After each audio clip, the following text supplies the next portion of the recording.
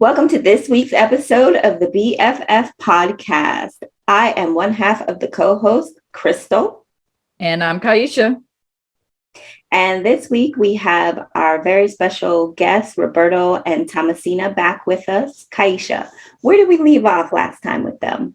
You know, last week was an emotional ending, a cliffhanger of sorts, but we got through it. Roberto and Thomasina were talking about their miscarriage that they experienced, and it did get very emotional. And that was only one part of their journey to having children. So this week they continue talking to us about their journey and healing, where they're at. Yes. Thanks, guys, for being with us again. Thank you for having us. Thank you.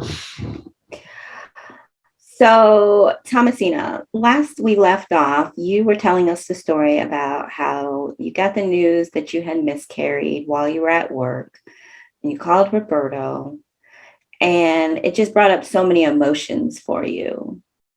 How are you now? Because that was a few years ago, correct? This was in 2018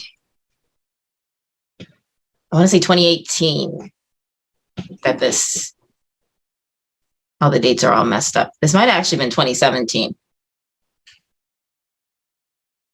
We've been doing this for so long that honestly, it's like the memories feel like they were literally yesterday. Yeah. But I believe this was 2017 because I think my surgery was 2018. Yes, that's correct. I only know because, yes, that is correct. Because of the things that were going on in my life at that time. And Roberto, how are you doing now, 3 years later? It still pops up here and there. It'll come up in conversations with Thomasina and I occasionally. We still look after, we still almost, what is it, the day we celebrate the day we found out it was a miscarriage, or at least not celebrate, but keep it in mind. I try to get her flowers every year for that. You honor it? Yeah, I do a rose for every year. And I try to make them each differently colored. So, and get her a card, let her know that it's not out of my mind and that I feel it too. It's in the calendar, so we're aware of it every year when it comes up, for sure. I ended up getting a tattoo too of it, just in memory of it, for sure. But it's still with us, for sure. Yeah. Yeah.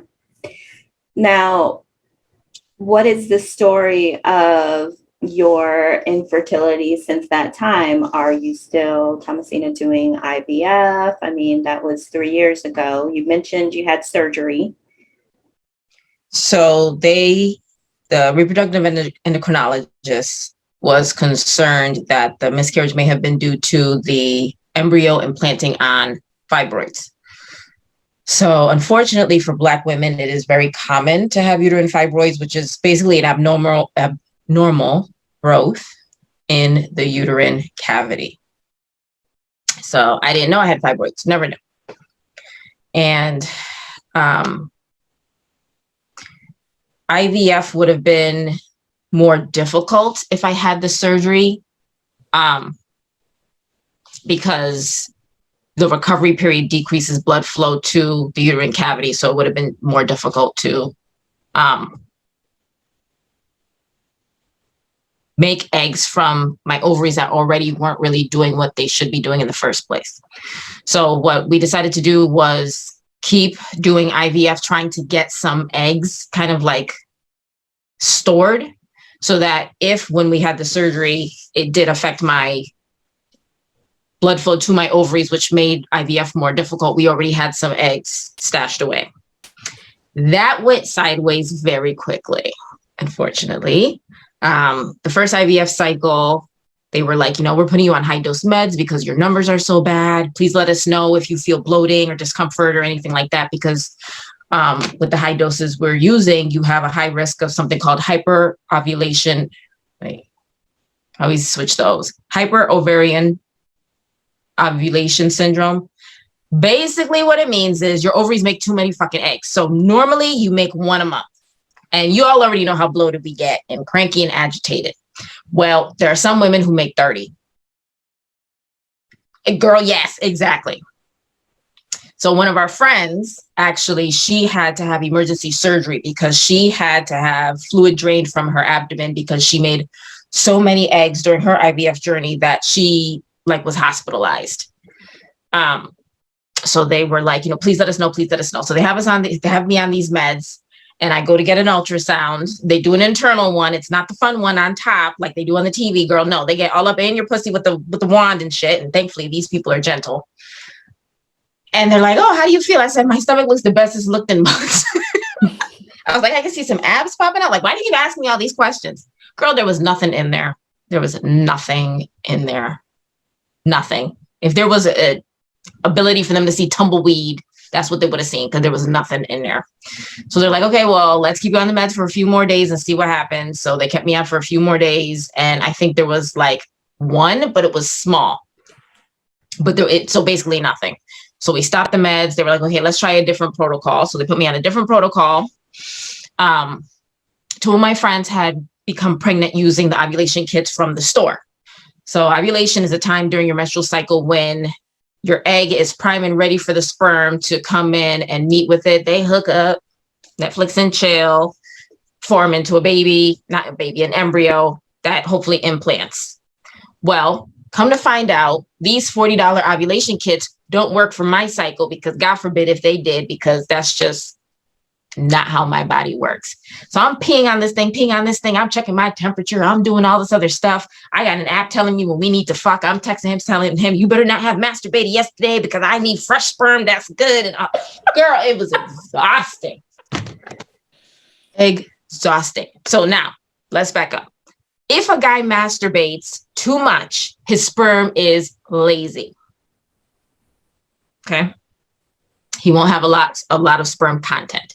If he doesn't masturbate enough, his sperm just likes to chill in the balls and is not trying to do anything. So we either had to have sex or he had to masturbate every other day. I don't got that kind of time. Wait a minute. Yes. So if you masturbate too much, your sperm is lazy. If you don't, it's weak. Oh, it's weak. Okay, because I was like, if you're chilling in the balls, ain't that being lazy too? That's what I was thinking too. But I was like, It's like you don't have enough because you keep sending out your boys to battle. They're like, listen, we're tired. Yeah. So you don't have a large sperm. So semen and sperm are different. So semen is sperm included with the fluid that helps transport it to the egg. So it may look like a lot. I mean, I don't investigate it, but there are some times where he's like, oh, that was a big nut. And it's like, there's a lot in it. Again, I don't look. He sees it because when I'm trying to run to the bathroom, he can see the mess. But anyway, I digress. I'm just trying to say that we had to time this whole thing. So I got the ovulation kit. I had this watch thing that I was wearing that was checking my body temperature and my heart rate, because if your body temperature raised by even 1 degree, that meant that your body was primed and ready. And I'm pissing on these kits that I had to make sure I pissed on at the same time every day. Come to find out, I was ovulating at times that the kit was telling me that it was a mess. It was a mess. We spent so much money on IVF for cycles that had to be canceled and we had to start over. So basically what I told them was, I don't have time for this.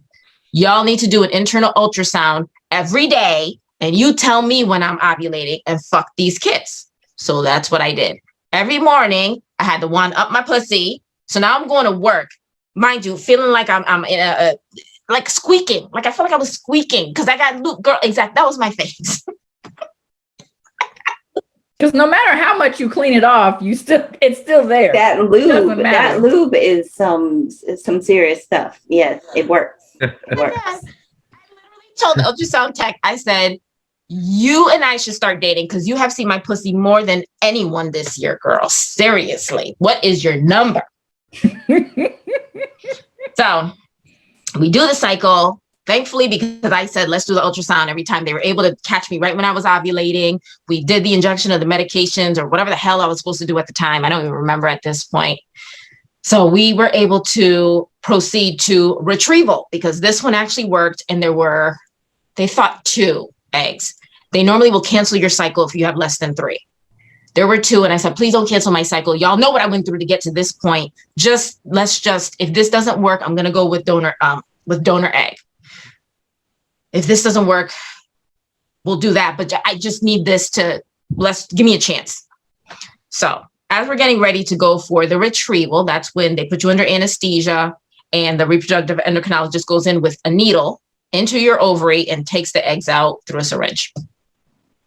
I tell him, because of all the videos I've watched, all the podcasts I've listened to, there's a chance of having stage fright when it's time for your contribution, because he has to be in another room making his sample so that they can take my egg from the operating room area, the procedure room, his sperm from the spank room, and put it in the embryology lab and make our damn kids.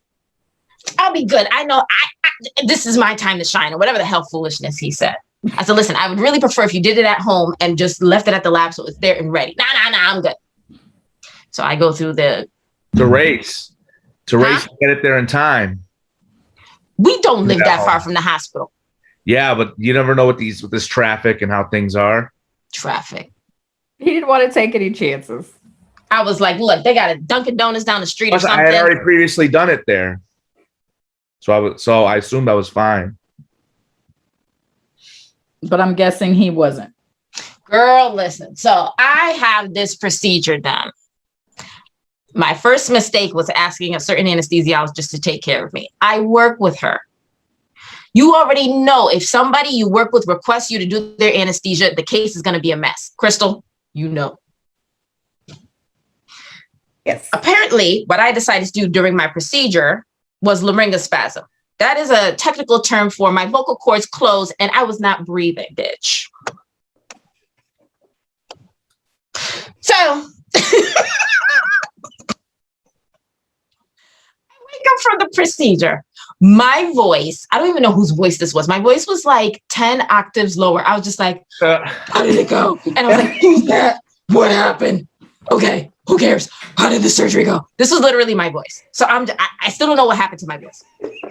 So they say, well, it went well. We got out 3. And I was like, I knew if you just gave me a chance, I knew it. And they're like, yes, but.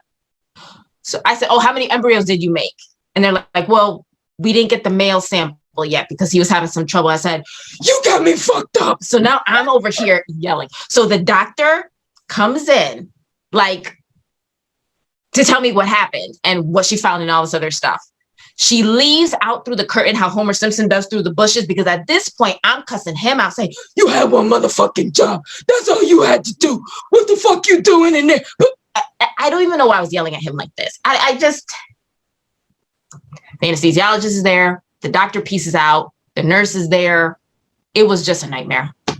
Now he feels bad. So I'm texting my friend and I said, now mind you, she's going through IVF herself, so she gets it. So I said, so are you busy? What are you doing? She goes, no, I'm just home, whatever. I said, I need you to come down to the hospital and show Roberto your tits or something, because this motherfucker got me fucked up. All he had to do was just jerk off in a cup and I'm over here under anesthesia and my voice is fucked up and I don't know why yet. And it was just awful.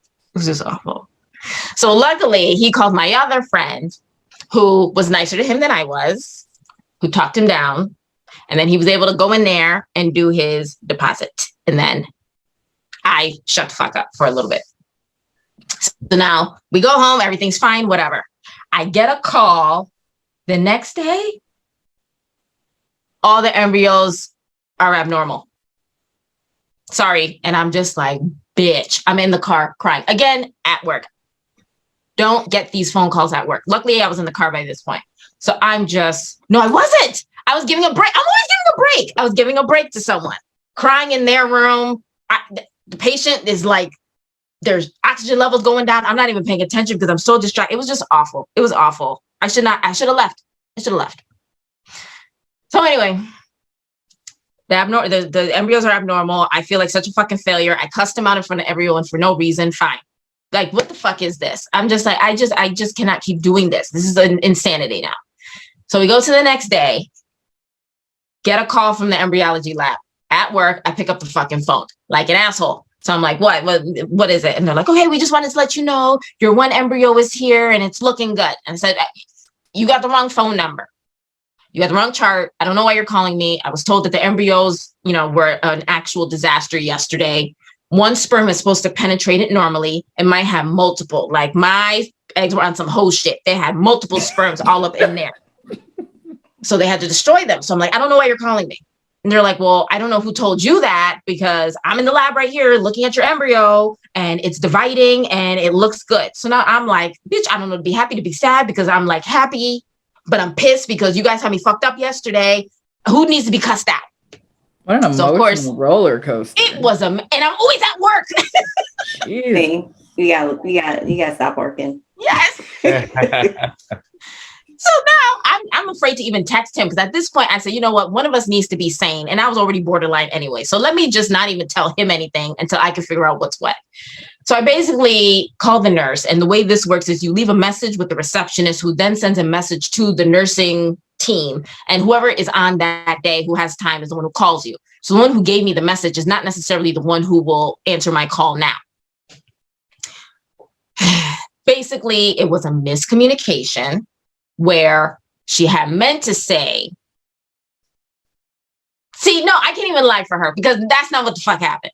She told me the eggs were messed up, stop taking the meds, because I'm on meds at this point, because the whole point is to wait for the embryos to make it to 5 days and then put them back in.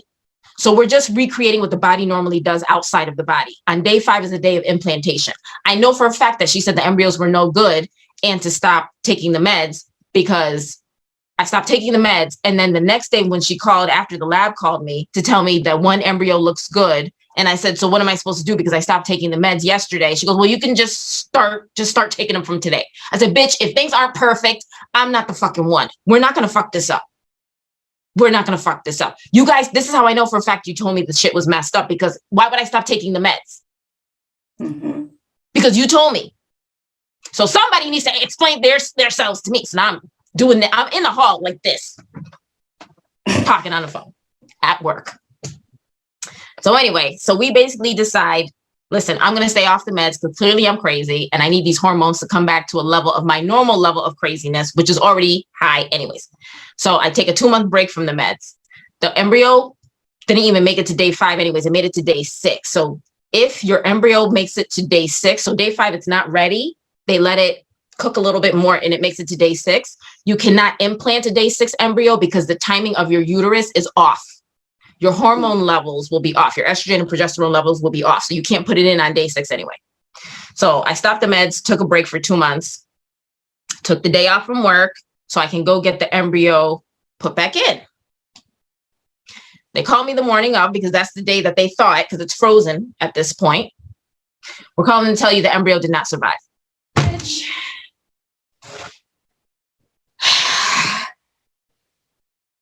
At this point, we also have water in the basement. Do you remember that? Yes, I remember that. And I said, if Jesus is using my life as a Netflix series, this show needs to be canceled, because this shit is not funny. This is not entertaining. I don't know what the fuck I did. I did some bad shit back in the day. But I said, that was a long time ago. And I know I haven't apologized for it, but I've learned from it. Like, this is not funny. Like, what is this? So we had a choice to make, because now clearly my body does not make functional eggs. So we can either spend $15,000 to buy eggs from a stranger or spend $12,000 to fix our basement. We picked the eggs. Oh, wow. Okay. He said, fuck the basement. Listen, the spiders can have it for now. I'm trying to be a mom. I got shit to do. Yeah, you can get a sump pump. Exactly. So I don't know what his thoughts were at this point, but now I'm still in, even though I was off the meds for a couple months, I'm still in between the med crazy and my normal level of crazy. So I'm willing to sell my soul to the devil. I'm like, okay, how much are blowjobs if I give them down on Main Street? Like if I do them for like $100 a pop, how many do I have to do? Damn Main Street, not the bus station though. Girl, no. So Roberto, I have to ask, how are you feeling at this point?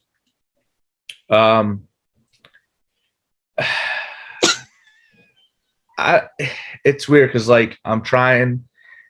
All I can really do is be there for her because it's not personally affecting my body or the same as hers.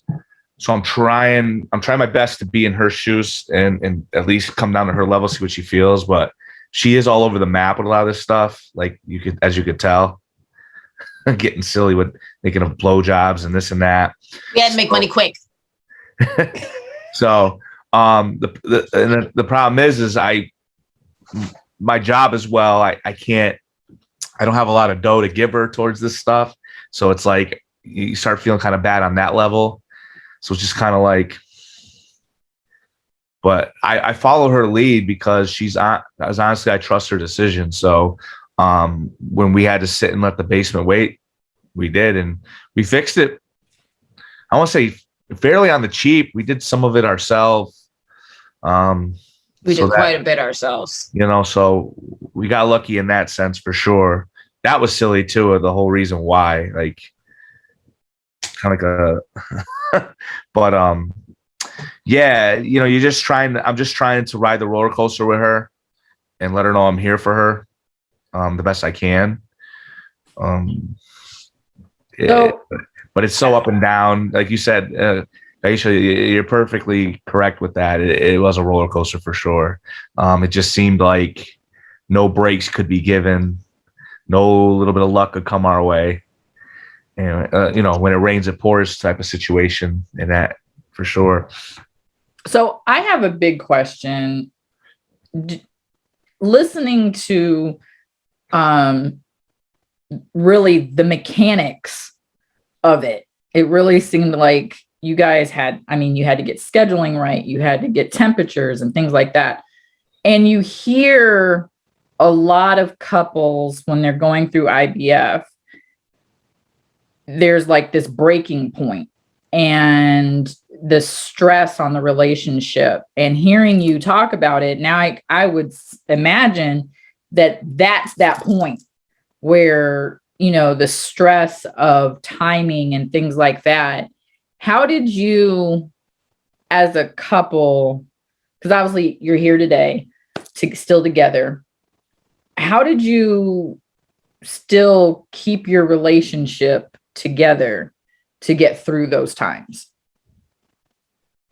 I don't even know. Yeah. I really don't even know.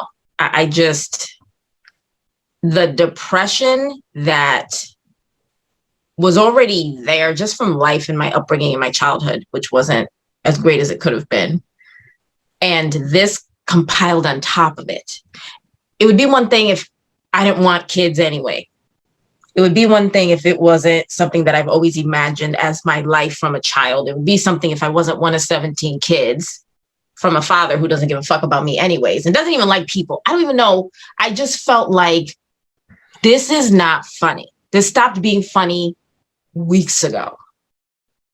How do I, and then he's trying to console me, and every good attempt, he just says something stupid that he didn't mean to. And it's just like, get the fuck away from me. I mean, you just lay there like, I am worth nothing. Why are you even still here? Like, why don't you find some, because then now it goes back to when he tried to have the affair. I'm like, if he gets a side bitch and she gets pregnant, do you think she'll give me the kid? Like, I literally was like trying to rationalize anything at this point. And of course he's looking at me like, what are you even saying? And I'm like, she can have you, but I get the kid. Like, I will pay her. Like, I'll pay both of y'all. Oh, name your number. Like, I was just like, and I see him looking at me like, you lost it. Yeah. You totally lost it. Yeah. Whatever sanity was left is gone. what you're saying is not funny. And I'm like, I think it's funny. You think I'm joking. Like, I'm dead serious. Like, I'll find a bitch for you. Like, I'm on the phone. Like, how do we find bitches? Like, what did you do before? I mean, is there like a website to find bitches that want to have kids? What do we do? And he's just like, I just can't. So of course I'm texting Crystal bullshit. I'm sure. How do I find a bitch to fuck my husband? Oh boy. Like, honestly, like, I just have to say, like, for me, at being your friend, I felt horrible. I felt so bad because, like, I'm somebody who's never really desired to have children, right? And to see my friend and her husband going through, because we would always say, like, if we were 15-year-olds fucking in the Burger King bathroom, we'd have triplets by now. Yes. I mean, all you had to do was basically like squat on a dick and get pregnant. But because, you had chosen your career, and I knew the guilt that you felt because you had been so focused on getting through school and, like, buying your house. And I mean, you have a whole room decorated for a child. And, like, I just remember feeling so bad because I was like, I've never really wanted a child, but, like, I would use my uterus, like, if she needs it, or my ovaries, whatever she needs, like, I would do it for you to get this baby. And it's just, my heart goes out to both of you. Yeah, Crystal, see, you bring up a good point too. And that's one of the things I've thought about, like, man, like, and I know that's got to weigh on her. I think we've talked about it, hon, before, but it's like, damn, did we miss our chance? But we were so young and we just were not in that mode for kids. Like, we really wanted to be as stable as possible and have everything, it'll never be perfect, but as close to perfect as possible to bring this kid into the world and give them a life that we never had, give them the love, the care, and anything else they need. So that's always something that's, weighed on us too. It's like, damn, because we got together, like we said last time, it was 22. There were some prime years in there. And I always wonder, like, I would bet anything her body was healthy enough to have kids at that time, for sure. But, we make these sacrifices to give these kids a better life and have as smooth a family as we can. Now we got to look back and say, oh man, damn, did we miss our chance?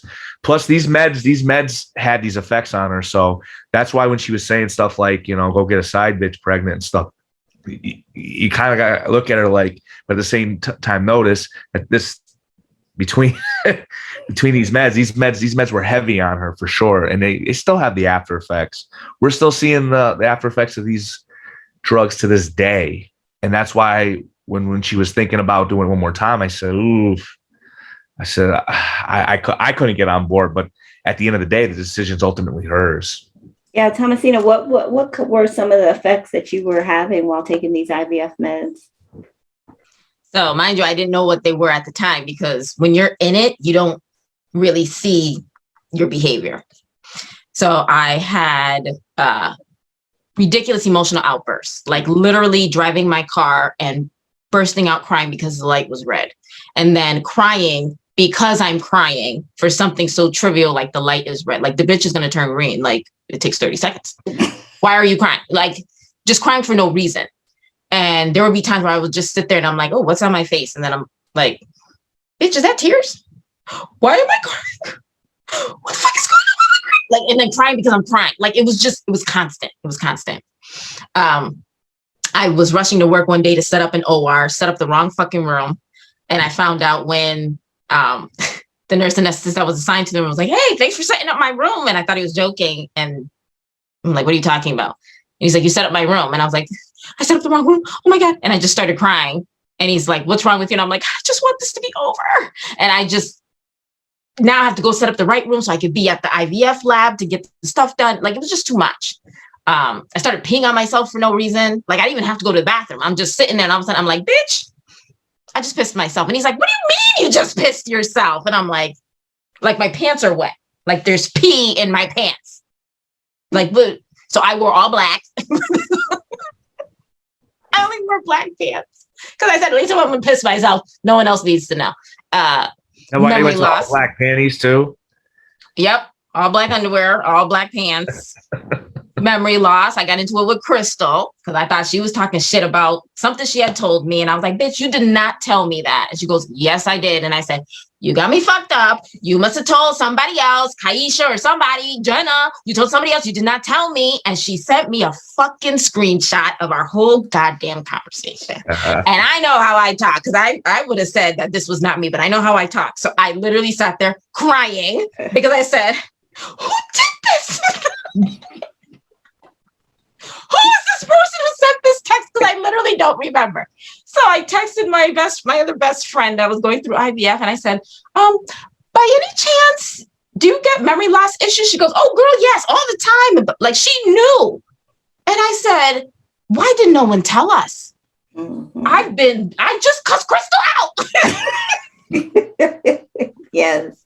And it's legit like memory loss. Like she'll be telling me something that she has already told me. And like, I feel bad because I don't want to be like, you told me this already. But, I'll just listen because now I know like she just doesn't remember. Awful. Literally awful. So now I'm writing notes everywhere. Notes in my phone, still forgetting shit. Go to the grocery store. I'm going to the grocery store to buy groceries. I will come home, not remember that I just came from the grocery store with the purpose of buying groceries that I bought, and they're in my car. And I will come home and say, why is there no food in this house? Make something else. Next day, find the fucking groceries in the car and say, who the fuck put these in here? Wow. Have to throw it all out. It was horrible. Suicidal. Go ahead. Suicidal ideation, which I hid from everyone. This is the first time I'm making it public. But girl, I think I tried. Oh, I lost count. I can't even tell you how many times I tried to kill myself during this process. And I'm not saying that to be like, oh, girl, I'm so stressed. Like legit tried to kill myself. Thank goodness at the time I had a therapist who has subsequently moved and relocated, which was the worst thing possible for me. But suicidal ideation is another side effect I did not know about. I found out from a fucking podcast. A podcast. These meds they put you on are horrific. Horrific. The last time that I remember, and I actually remember the last time I was going to kill myself, and this time it was like serious, I'm going to die this week. I'm done. I'm over it. Fuck this IVF. Fuck this kid stuff. I'm over it. The reason why I remember when it was is because I remember where I worked the day I was going to do it.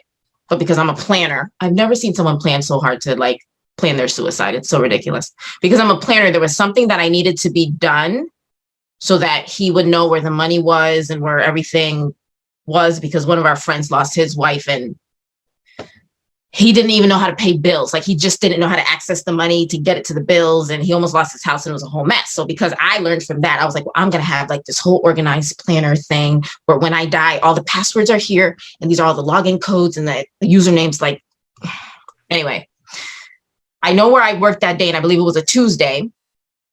I was going to kill myself Wednesday, but whatever I was trying to set up wasn't done in time. So then we rescheduled for Thursday. And one of the residents that I worked with that Tuesday ended up killing herself that day.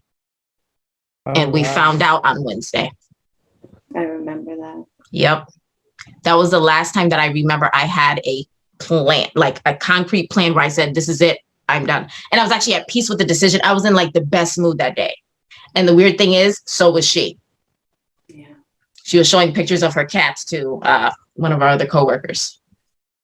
So how did hearing about her suicide affect you in that moment? It's interesting because I want to answer you honestly, but I don't want to encourage anyone to make that choice. If I buy a car that I don't like, I can sell the car. If I buy a house I don't like that doesn't suit my needs, I can sell the house. To make a decision to end your life is not I changed my mind. And it's not a decision that affects you only. It affects everyone that's around you. And I'm not saying that you need to put other people's feelings above your own. But even though at that point in time in life, you don't feel like you matter to anyone, including yourself, there's always at least one person that to them, you are their world. Mm-hmm. And I know where I was at that time. I know why at that time that seemed like a good decision. I cannot now say, well, no, back then she was stupid. No, I know why I wanted to do that. And at that point in time, that was a solution for me. Was it the only solution? No. With everything I was going through, it was the easiest. It was the easiest solution. It would have ended my desire to want to be a mom because I wasn't going to be here anymore. I wasn't going to be here anymore. And whether or not Roberto was going to proceed with having kids with someone else, he wouldn't have to think. I always said, and I've always told Crystal this, if we ever broke up, he would get with another bitch and she'd be pregnant in 2 seconds. And I said, if that was something he really wanted, I didn't want him to feel guilty for being happy with her while I was infertile over here shopping and buying shit that I couldn't afford. He could move on with his life, whichever way that meant. My mom has other kids. I'm the best one. I know that. But my mom has other kids, and her face is what really killed me about the whole thing. But I said, at this point, I can't worry about her. I can't worry about her. And if anyone perceives that as me being selfish, then so what? I'm not here anymore. I don't care. And I felt like that gave me some control over something. I had no control over anything else. I had no control over my infertility. I had no control over my emotions. I had no control over anything. But this I did. Mm-hmm. I was going to pick the way. I was going to go out on my terms until the resident did it first. And then I was like, listen, let's put a pause on this. And I said, we need to. My biggest fear wasn't killing myself. My biggest fear was waking up in the hospital and seeing it didn't fucking work. That was my biggest fear. Mm. And there was a part of me that said, don't ask how the resident did it because I don't want you to use that as your way of. I already had 3 plans, but I didn't want to. My concern was that there were certain things that weren't going to, that was part of the delay also. There were certain things that I was like, okay, this may not work. So I need to have like a backup plan for the backup plan. So I was working on that. So when I found out what she had done, I said, don't ask how she did it because I don't want you to copy her. So there was a small part of me that had some sense. That part was getting smaller every day, but there was a small part in there. So then after that moment and you pivoted, obviously you pivoted at around that time. What was next steps in your journey? Can we just pause for 1 second before you answer that question? Because I know the answer is going to be so good. Kaisha, let's continue this on the next episode. Let them get themselves together and we will tell you guys the rest of the story next week. Cliffhanger.